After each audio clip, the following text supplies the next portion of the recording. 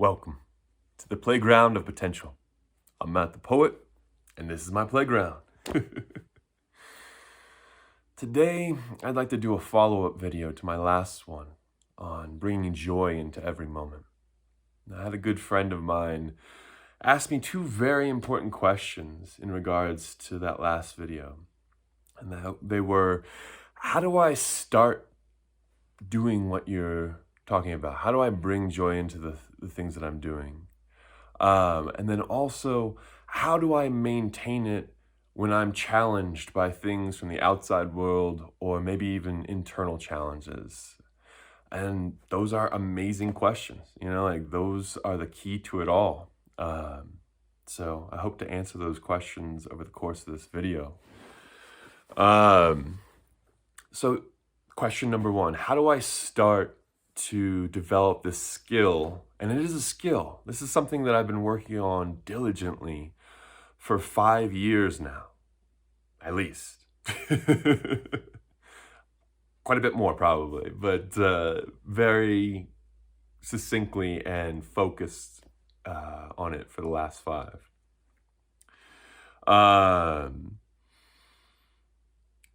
And the first thing I'd say is cut out complaints. That's one thing that you can do right off the bat, that if you cut out complaining, both verbally out loud and also within your own head, within your own internal dialogue or monologue, if you will. If you can cut out that part of you that complains, you're ahead of the game. Because as soon as you come at an activity from a place of complaint, right off the bat, you've lost. In the sense that you're going to drudge through that experience, no matter what the experience is. Now, it might shift. You might find something more pleasurable, and you might state change throughout the experience. But it's hard. It's a lot harder to go into a task thinking that it's going to be awful and making it good than it is to going into it thinking it'll be good and having it go bad. So that's right off the bat a great way to start this experience of bringing joy into things. The next thing I'd say is you must create meta-awareness. Okay? So what is meta-awareness? Meta-awareness is the awareness of our conscious state. What's the flavor of it? How do we feel in this moment? What is our energy levels on the different levels of physicality, emotionality? Are we emotionally sort of drained? How are we feeling mentally? Are we mentally sharp right now? Or are we kind of relaxed and sort of subdued? Or even in a fog? These are all important landmarks in our meta-awareness. And then also, what are the stories that we're telling ourselves? Now, humans are amazing storytellers. In fact, we live our lives by stories. We don't realize this perhaps, but our experience of life is largely subjective. It is the story we are telling about our life that we actually end up experiencing. And while we may think it's objective, we may think that we're putting all the facts together, largely it's how we feel about certain things and what sort of context and framework we are placing on the experience. So a couple ways to cultivate meta-awareness are meditation and journaling. These are by far what I've found to be the best ways to dive into this understanding of our conscious state. I journal every morning, and when I go into the talk on maintaining our meta-awareness and our ability to bring joy into everything, I'm going to go deep into the journaling practice. But meditation is another good one. So when we silence ourselves, silence our environment, start to get the noise out of our lives, we begin to experience what's left over, our sensations, our thoughts. And this is where we can begin to discover what sort of stories we're telling ourselves, like we can sense into our general state of being, you know? So we have to know where we are if we want to transmute it and change it into that place of joy. We also, so become the storyteller. Once you've started to look at what story you're telling yourself, if it's a story that you don't actually want to be in, begin to poke holes in it. Begin to give yourself the ability to tell your own story. Realize that it's only a story, and begin to adopt the story that works best for you and what you want. And you could say, well, that's just abandoning reality. What is reality? Our reality is so based on this story that we're telling ourselves. And objectivity in that realm really doesn't exist. There are facts. There is a reality that we are experiencing, but largely we're filtering it all through ourselves, and what we experience is so much more based on how we are experiencing, our beliefs of what we are experiencing,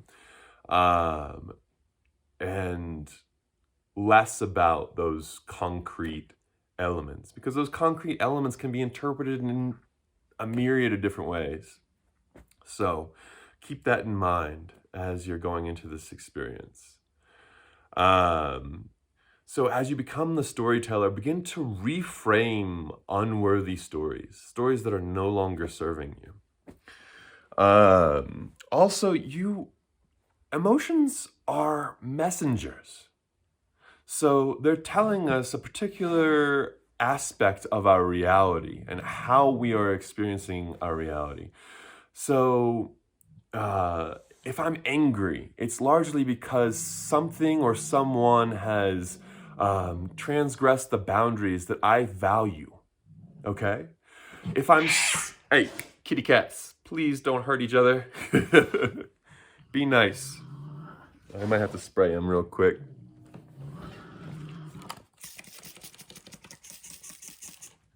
All right, they're in their feelings right now. But I'm going to keep the show going.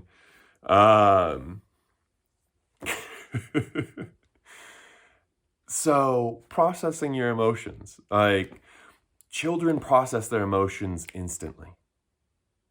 As soon as they feel a thing, they are expressing it, But somewhere along the lines, as adults, we learn or are told by society to sometimes repress our emotions. And this leads to illness. Repressed emotion gets stored in the body and becomes ailment over time if you won't let those emotions out. So another way to bring joy into everything that we do is to realize that we're not always in a joyful state, but if we clear ourselves of those emotions that are less desirable, which they're not bad. They're messengers. They're telling us something is wrong. So address that thing that is wrong, and you will find yourself moving and clearing that emotion. Oftentimes, it's just as simple as acknowledging that emotion, and that emotion feels fulfilled and expressed. Or sometimes it just means speaking up and letting a person know that a boundary has been crossed, or that we're just not feeling well, or, whatever it may be that needs to be expressed, express it. And that emotion, that energy within us will pass, it will clear. And that allows us the blank slate of bringing whatever emotion that we want to the experience from that point. So that's that's kind of a framework of how to start the experience. And then how do we maintain it when it's challenged? Well, it's going to be challenged, both internally and externally. Um, but what I do most often is I try and start my days from a framework of I want this state for my day. So part of my morning routine is journaling. So one of the first things I'll do is often look at my emotional state. Do I feel crunchy? Do I feel tired? Did I wake up not on the right side of the bed, basically? Why am I feeling these ways? And I'll write it out and I'll express it. And by expressing these emotions are able to pass. And I'll find that I'm, lightening up that emotional state. Um, just as I described a moment ago, it's like I'm allowing these emotions to pass through the process of processing them through journaling. And I do this every morning. So we can't escape our emotions. They're always going to arise, and there's always going to be things that are bothering us and we have to work through. Which is why I maintain a very strict practice of processing these things, and specifically in the morning. So that way, my day is completely flavored by the state that I come out of my journaling in. Now, I can't tell you the number of times that I've gone into a journaling practice feeling one way. It's oftentimes not well, and come out of it feeling much lighter, relieved, and able to experience the day in a brighter, more fulfilling, joyful way.